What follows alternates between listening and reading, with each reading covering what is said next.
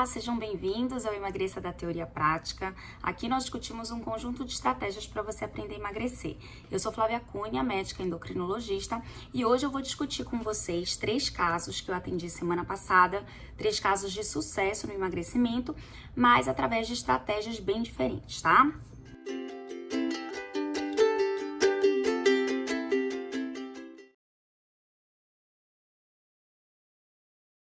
Bom, então, o primeiro caso foi de uma mulher jovem, mais ou menos 30 e poucos anos.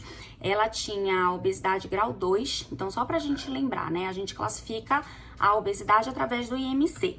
O IMC é aquela continha que a gente faz, né, pra gente avaliar se o peso tá adequado pra altura. É o índice de massa corpórea. Então, quando essa conta dá acima de 30, a partir de 30, ou seja, maior ou igual a 30, a gente já classifica esse paciente como um paciente obeso. Quando essa conta dá maior ou igual a 35, entre 35 e 39,9, isso já é uma obesidade grau 2, né? Então, ele é obeso, mas ele é obeso mais grave, né? E aí, a partir de 40, ele já é um obeso grau 3, que é o grau mais avançado da obesidade. Então, essa paciente, ela já tinha obesidade e ela estava como se fosse num grau moderado, vamos dizer assim, de obesidade. Além desse excesso de peso, além dessa obesidade, ela tinha também a síndrome dos ovários policísticos. Então, só pra gente lembrar, né, a gente chama de SOP, né, síndrome de ovário policístico, é a abreviação, né, dessa síndrome. E aí, nessa síndrome, a gente tem 3 critérios, né? Então, essa paciente, ela tinha irregularidade menstrual. Um dos critérios é esse ciclo menstrual irregular ou até a infertilidade. Então, aquelas mulheres que tentam ter filhos e não conseguem, né? Então, elas podem ter síndrome de ovário policístico. É uma das causas de infertilidade, tá? Então, esse é o primeiro critério. O segundo critério é quando a paciente tem excesso de pelos ou excesso de acne no corpo, ou até quando a gente dosa no sangue e os hormônios masculinos vêm aumentados. Então, isso seria um segundo critério. E o terceiro critério é quando a gente vê no ovário dessa paciente, né? Quando a gente vê na ultrassonografia o ovário cheio de cistinho, né? Então, são vários cistos assim na periferia do ovário, ou então o ovário aumentado, tá? Então, por que eu tô trazendo isso? Porque é importante dizer que essa paciente, além da obesidade, tinha essa SOP, tinha essa síndrome de ovário policístico. Porque nessa síndrome, caracteristicamente, a gente tem um quadro de resistência insulínica. E a resistência insulínica é uma alteração que prevalece o desenvolvimento de diabetes, tá? Então, além do excesso de peso, essa paciente tinha essa tendência aí para formar essa alteração glicêmica que pode culminar com o diabetes. Lembrando que, para a gente caracterizar como SOP, como síndrome de ovário policístico, a paciente tem que ter pelo menos 2 desses 3 critérios que eu comentei, tá bom? E essa paciente se encaixava nessa síndrome de ovários policísticos. Então, ela tinha 2 alterações, a obesidade e a SOP, tá? E aí, assim, ela já tinha tido várias tentativas de emagrecimento, né? Ela chegou contando que já tinha tentado várias coisas, tentado vários tratamentos e sempre sem sucesso, né? Ela estava bastante desanimada, inclusive com essas tentativas frustradas de perda de peso. E aí, ela iniciou o que a gente chama de jejum intermitente. Vocês já devem ter ouvido falar. Então, ela iniciou um protocolo de jejum intermitente. No jejum intermitente, a gente alterna períodos de jejum com períodos de alimentação. Então, vamos imaginar aí o dia tendo 24 horas, que a gente sabe que é o tempo de um dia inteiro, né? Então, dessas 24 horas, a gente vai dividir, né? Então, algumas horas o paciente vai ficar em jejum e algumas horas ele vai ter a liberdade de se alimentar. Então, vamos lembrar, né? Quando a gente dorme, o que é o normal de se dormir? O que se espera que tenha-se uma boa noite de sono? Quando a gente dorme pelo menos 8 horas, né? A gente sempre ouve falar, pelo menos 7 a 8 horas de sono seria o mínimo necessário para que, né, seja considerada uma boa noite de sono. Então, se a gente dorme 8 horas, a gente já faz jejum durante o período noturno, né? Todos nós fazemos uma espécie de jejum durante o período período noturno. Então, 8 horas já é normal o organismo ficar em jejum. O organismo já tolera tranquilamente 8 horas de jejum.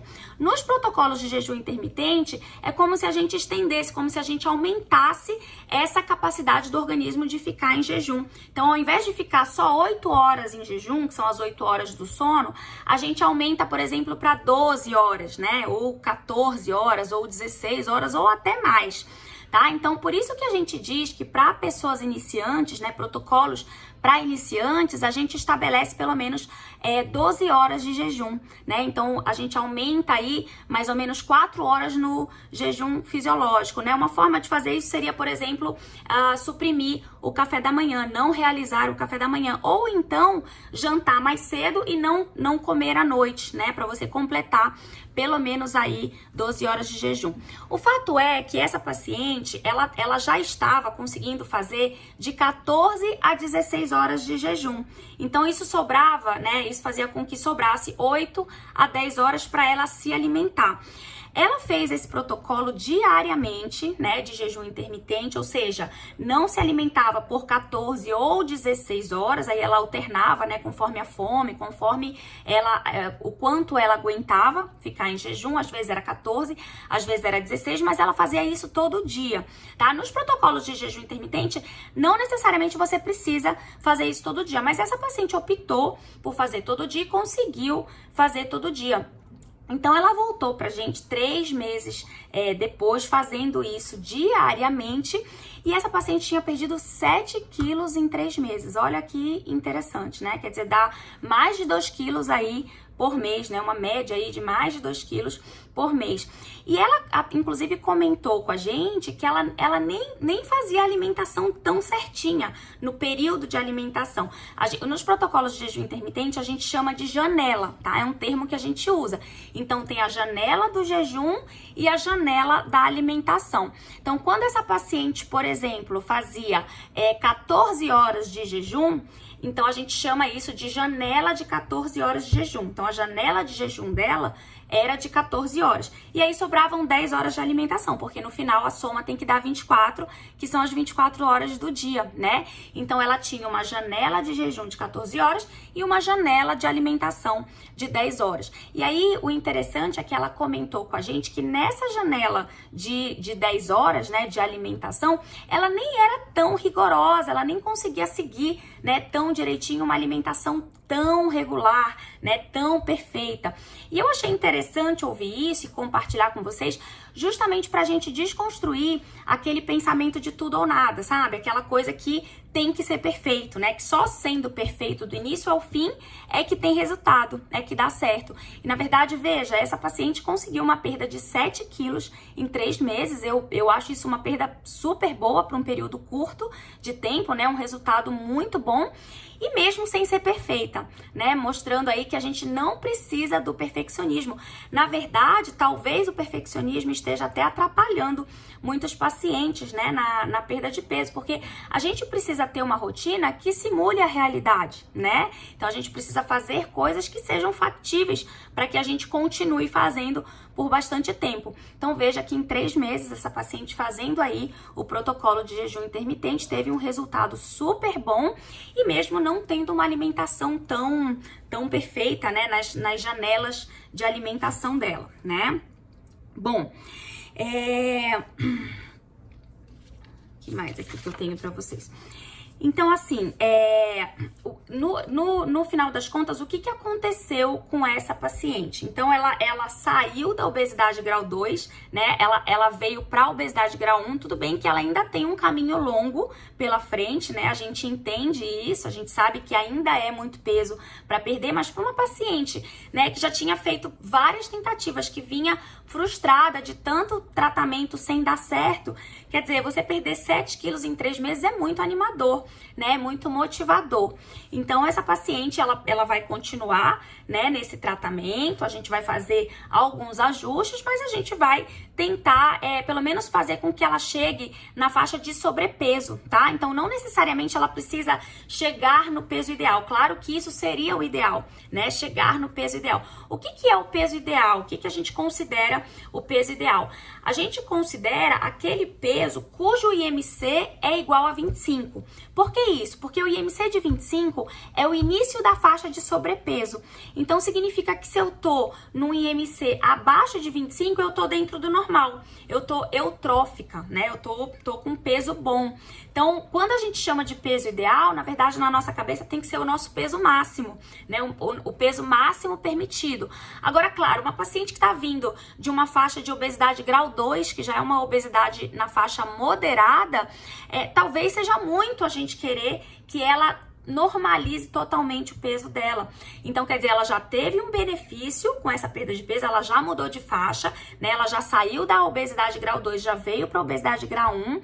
O nosso próximo objetivo agora, a nossa próxima meta é tirar ela da obesidade grau 1 e trazer para o sobrepeso.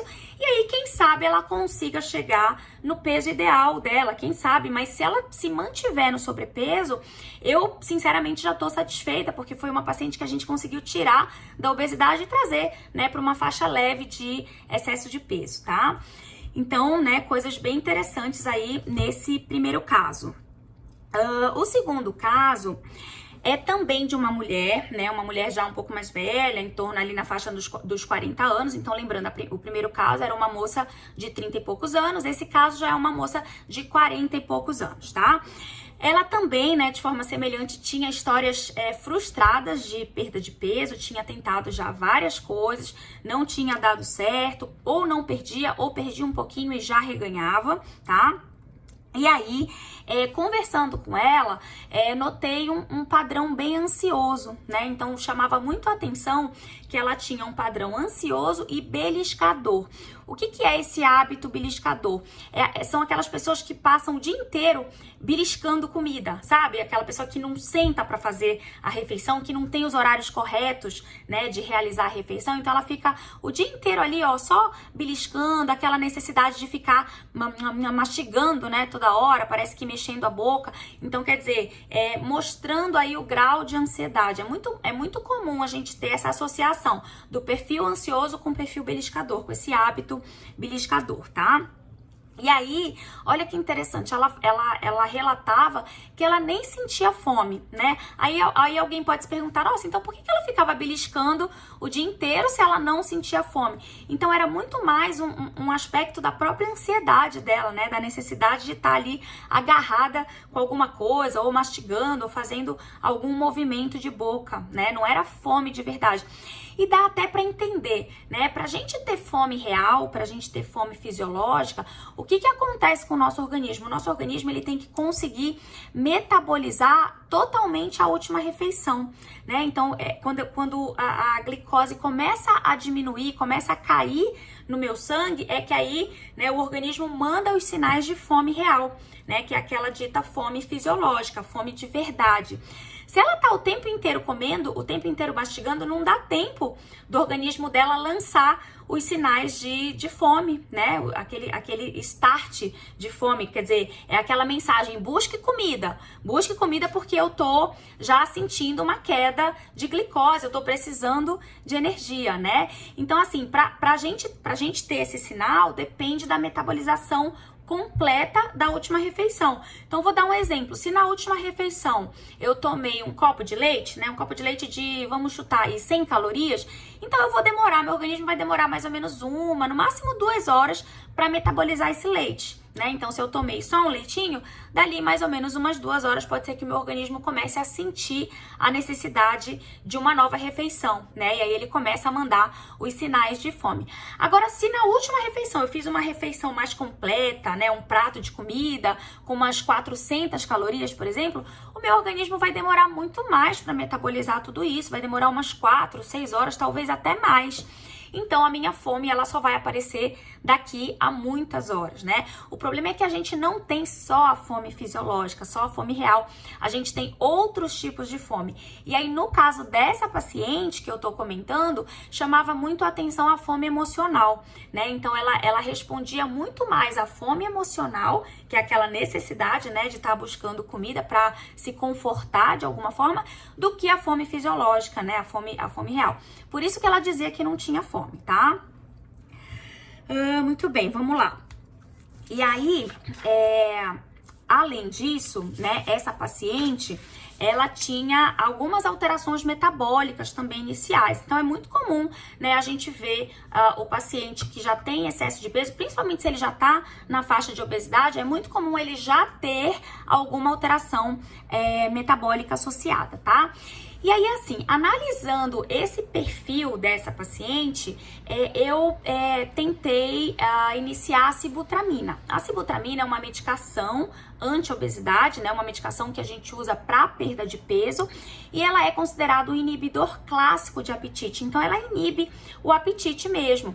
Só que além de ser inibidora de apetite, ela tem uma açãozinha antidepressiva, ansiolítica em alguns pacientes, né? Então, ela pode controlar um pouquinho também essa fome emocional. Além da fome fisiológica, ela controla também um pouquinho essa fome emocional. E aí nós experimentamos, né? Ela não tinha nenhuma contraindicação, então lembrar que toda vez que formos iniciar um medicamento anti-obesidade, a gente precisa, quer dizer, qualquer medicamento, na verdade, né? Mas aqui dentro do contexto do emagrecimento, falando de medicamentos para perda de peso, a gente sempre tem que considerar se a paciente tem efeitos colaterais, ou, se tem risco, né, para esse medicamento. Então, veja, essa paciente, ela não tinha nada que contraindicasse o uso da medicação. E aí ela iniciou a medicação, ela não apresentou efeitos colaterais, ela não apresentou nenhum sintoma que fizesse com que ela não tolerasse o medicamento, então ela tolerou super bem, não era uma paciente hipertensa, era uma paciente que realmente só tinha excesso de peso e algumas alteraçõezinhas leves metabólicas nos exames de sangue, não era hipertensa, não tinha problema de coração, que são as principais contraindicações, por exemplo, para essa medicação, né, para sibutramina.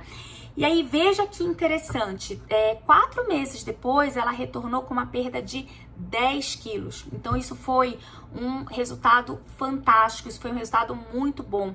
Veja que ela perdeu aí em torno de 2,5 quilos por mês, né?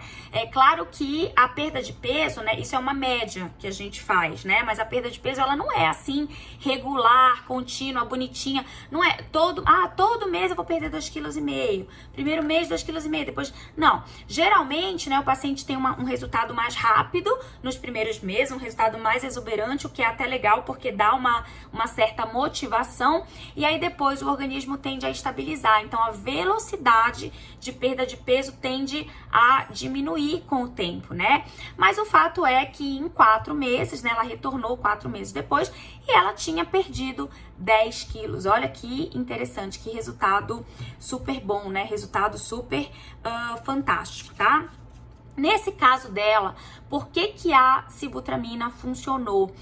Porque a sibutramina ajudou a controlar esse perfil, esse hábito beliscador, né? Então, controlou essa mania de estar sempre procurando comida, né? Então, de alguma forma, a gente conseguiu fazer com que ela diminuísse a frequência de ingesta, mas também diminuísse o volume, tá? Então, alguns pacientes também começam a comer e se contentam com menos comida, né? Então, como eles já não estão com muita fome para buscar a comida, eles comem um pouquinho e já se sentem satisfeitos, né? Eles não ficam com aquela necessidade de comer. E isso é um pouco do controle da própria medicação. A medicação ajuda nesse controle, né? Então veja que o que a gente conseguiu controlar? Frequência de comer e também volume de comer, né? Que são os 2 pontos principais aí pra gente controlar o que o paciente ingere, né?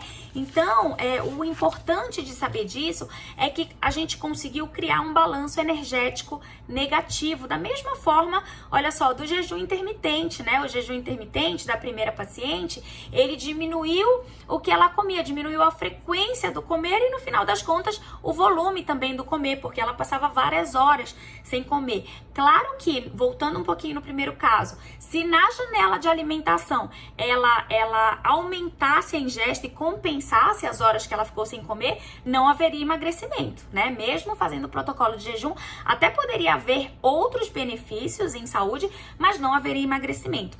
No terceiro caso, já é um pouquinho diferente, é um homem, tá? Ele tinha 57 anos, quase 60 anos, entre 55 e 60 anos.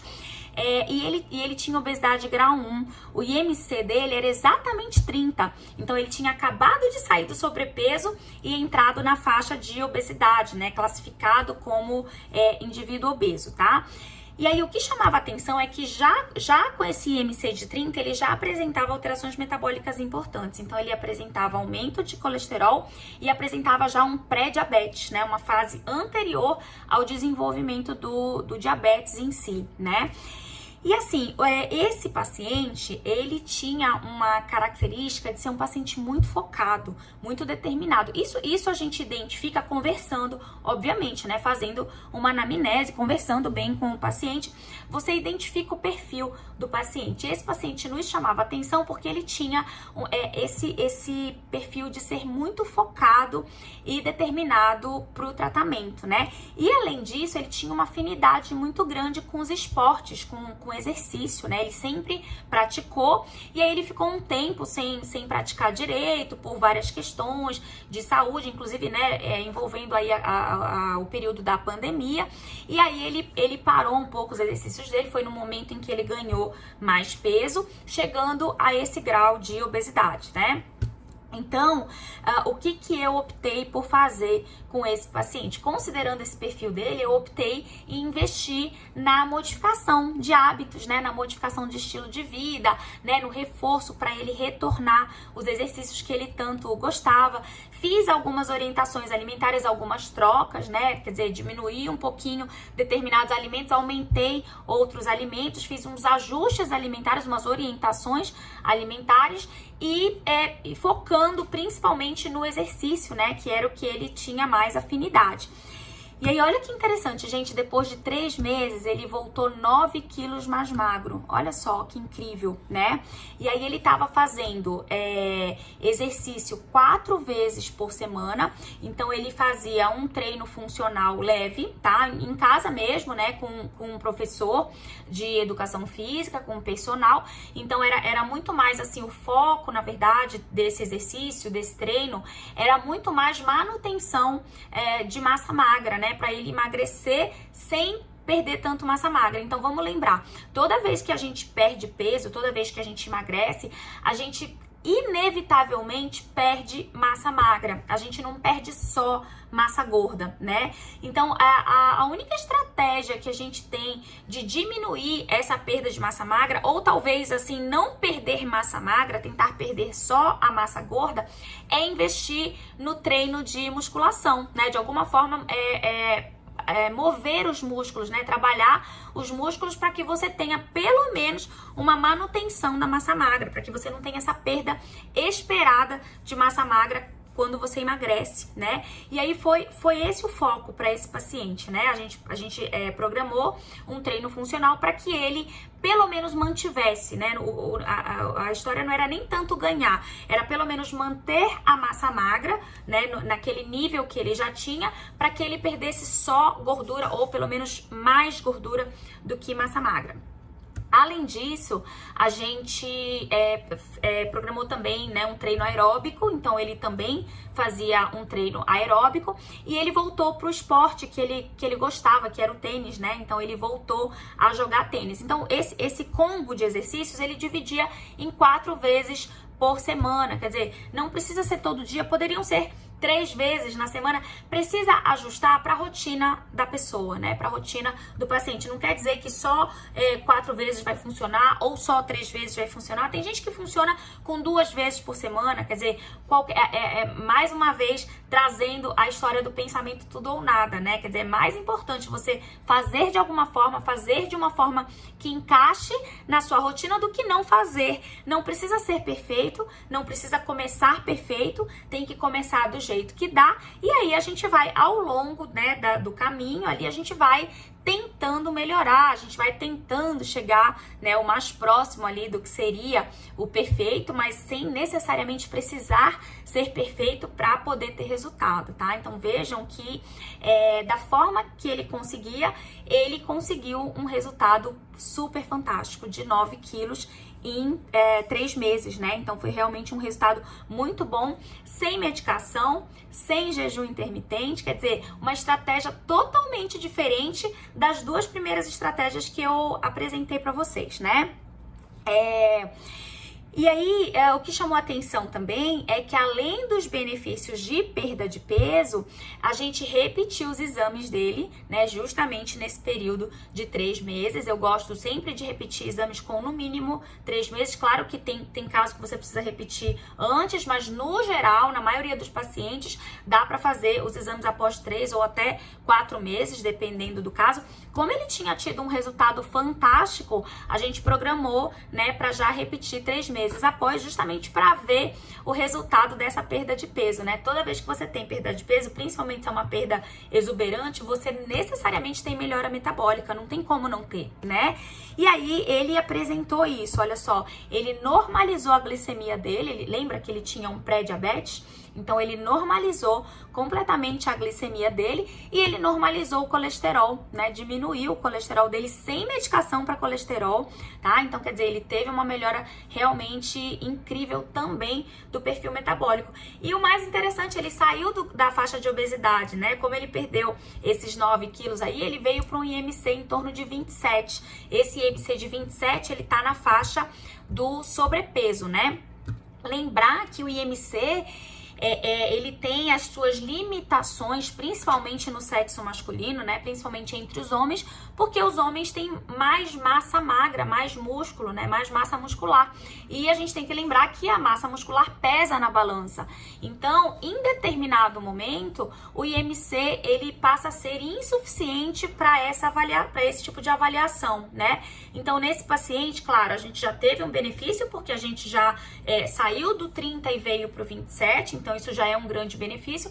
Agora a gente vai programar fazer um exame de composição corporal nesse paciente, porque a gente precisa de uma estratégia a mais, além da balança, além do IMC, para acompanhar esse paciente, né? Principalmente porque, além dessa perda de peso exuberante, principalmente porque ele faz atividade física, então ele faz exercícios constantes, frequentes, então a gente espera que ele tenha uma mudança de composição corporal mais rápida do que as pessoas que são sedentárias, não é verdade? Então é fundamental nesse momento a gente ter também uma avaliação de composição corporal, é uma avaliação a mais para a gente entender melhor a evolução dele, né? Bom, e aí assim, no caso dele, né, além do peso, além da composição, desse exame específico de composição corporal, a gente está acompanhando também a cintura, né? Então, o que a gente quer focar? Diminuir a gordura visceral dele, né? Lembrar que os homens, eles têm, né, bastante gordura, mais facilidade, né, de formar gordura visceral, então é uma coisa que a gente tem que acompanhar também, claro que nas mulheres também, mas nos homens em especial por conta dessa facilidade própria, né, da genética do homem, né, e talvez, provavelmente com influência hormonal da testosterona, né, influência de longo prazo da testosterona, né. Muito bem. Então, né, gente, concluindo aqui esses nossos 3 casos, o que eu quero discutir com vocês, né? Eu apresentei 3 casos bem diferentes, né? Mas os 3 com um resultado fantástico de perda de peso, quer dizer, uma perdeu 7 quilos, a outra perdeu 10 quilos, outro perdeu 9 quilos, e isso, vejam, né, em pouco tempo, né? Em 3, 4 meses, praticamente. Estratégias bem diferentes, mostrando que não existe fórmula de bolo, vamos esquecer esse negócio de fórmula mágica. Olha, só essa estratégia funciona, só esse médico funciona, só esse nutricionista funciona, só esse educador físico funciona. Veja, existem muitos caminhos, né? Não tem pílula mágica, porque a sibutramina é maravilhosa. Não, né? A gente tem paciente que não responde à sibutramina, né? Que não perde nada, que até engorda com sibutramina. E aí, nesses casos, a gente tem que suspender, né? Tem que reavaliar outra estratégia ou outro medicamento, ou até outra estratégia sem medicamento.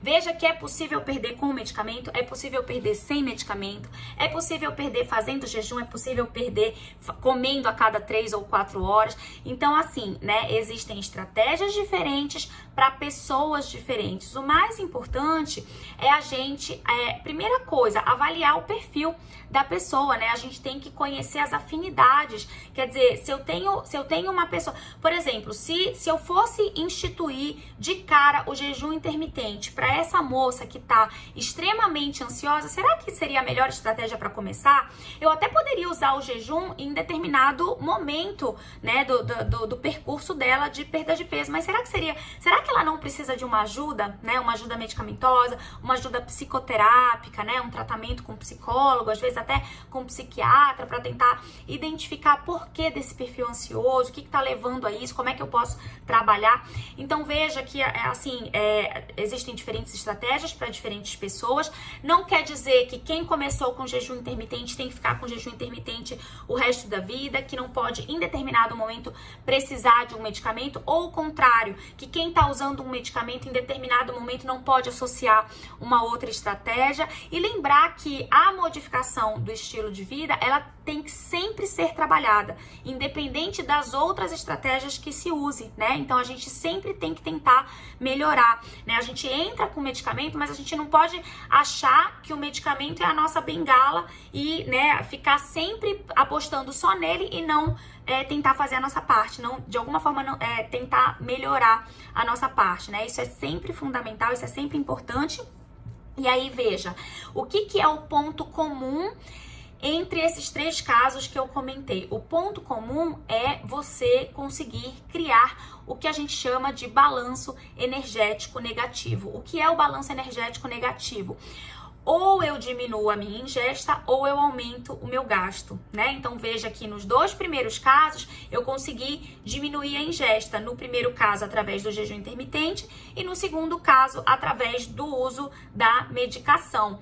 E no terceiro caso eu apostei muito mais no aumento do gasto, porque era um paciente que tinha afinidade com exercício, com atividade física. Então eu apostei muito mais aqui no aumento do gasto calórico, do gasto energético, né? Através da movimentação do corpo para poder suplantar o que ele estava ingerindo. Claro que, mesmo nesse terceiro caso, em que eu apostei muito mais no aumento do gasto, claro que eu controlei também a ingesta, né? Então, eu comentei com vocês que a gente fez algumas orientações alimentares, orientei, né, procurar nutricionista para montar um cardápio direitinho para ajudar, mas veja, né, quer dizer, a gente vai trabalhando as estratégias, mas sempre focando num ponto comum final, que é a criação do balanço energético negativo.